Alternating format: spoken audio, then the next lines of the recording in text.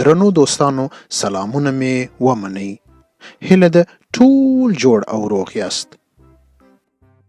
نن موږ د نوړ درس وایو.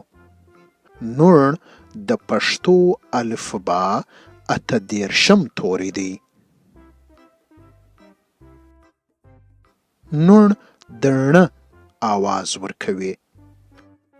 ستاسې نون په یاد دی؟ له نون څخه ناوکۍ راتله. د نون او نوړ ترمنځ ډیر فرق نسته.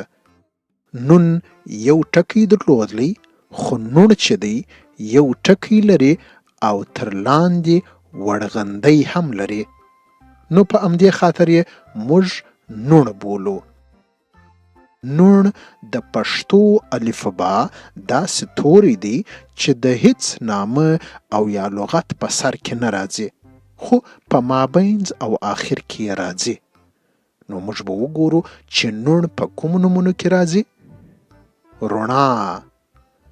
په رڼا کې نوړ په مابینځ کې راغلی دی. کوڼ. په کوڼ کې نوړ په آخر کې راغلی دی. کوڼ ته په انګلیسي باندې ډف وایي. هندوانه. په هندوانه کې نوړ په مابینځ کې راغلی دی. او ماڼۍ. په ماڼۍ کې هم نوړ په مابینځ کې راغلی دی. ماڼۍ ته په انګلیسي باندې کاسل وایي او هندوانې ته په انګلیسي باندې واټر ملن وایي. نوړ مڼه. په مڼه کې هم نوړ په مابینځ کې راغلی دی. مڼې ته موږ سیب هم وایو.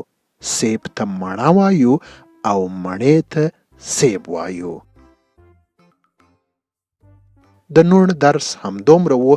تر بیا مو پر خدای سپارم. په مخه مو ښه.